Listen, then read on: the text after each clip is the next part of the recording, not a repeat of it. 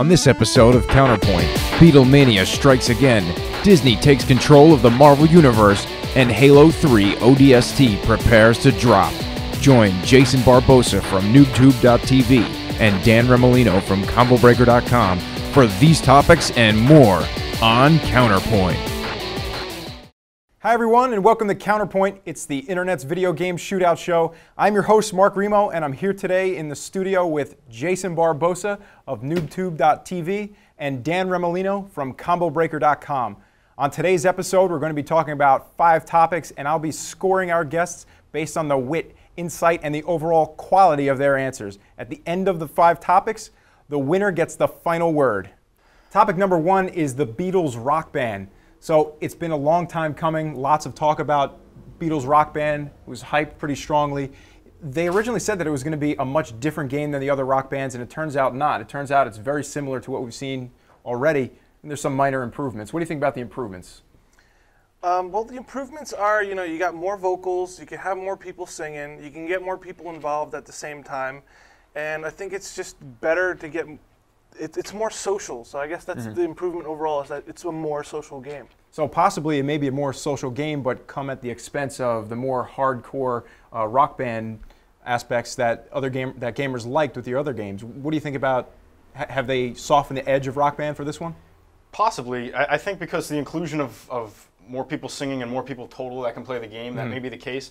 But the 2 issues I have with the game is, one, I really have a problem with band-themed Rock Band games. The Aerosmith one was terrible.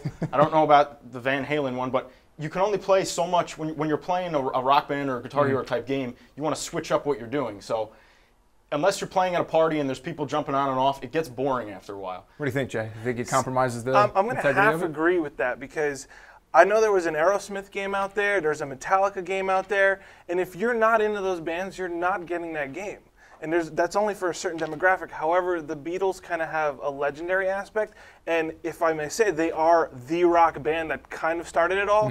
And the only thing I can predate with that is Elvis, but I don't think we're going to have like a Guitar Hero Elvis Presley. So I think having the Rock Band Beatles game gives Rock Band and harmonics that staple, like, yeah, we have the Beatles in our game. Right. It may be, too, because kids, young kids these days, can still identify with the Beatles in that they're present in everyday, in commercials, in the media. They know the songs. Not that many kids are going to know, say, the Elvis catalog. Yeah. but the Beatles catalog is here and is here to stay.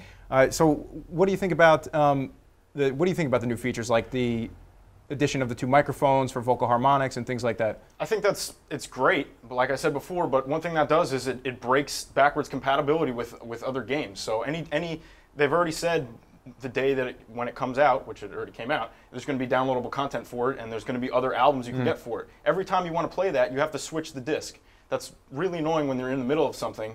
That's the great part about Rock Band or Rock Band 2. You have such a wide array of things. You can play the Rock Band 1 songs, you play Rock Band 2. When someone wants to sing this, then they can switch off, and you can just keep doing left and right things. But when you have one disc in there and you lose the backwards compatibility, people are like, I don't really feel like doing this. How does the downloadable content rub you this time around? I think if you're playing this game, you're definitely just playing it for the Beatles music in the game. And I'm just going to separate it. I think it's fine, because if it's separate, it's really just to fishbowl more traffic and more players.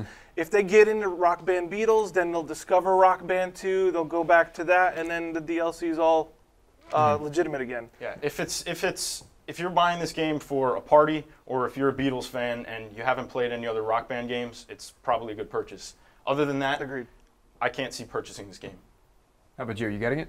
I'm going to get it because I actually run Rock Band shows at bars and stuff like that. And that's where it's going to be most valuable, right? Yeah, exactly. People who are right late, there. they know the music, they're going to love it. Yep.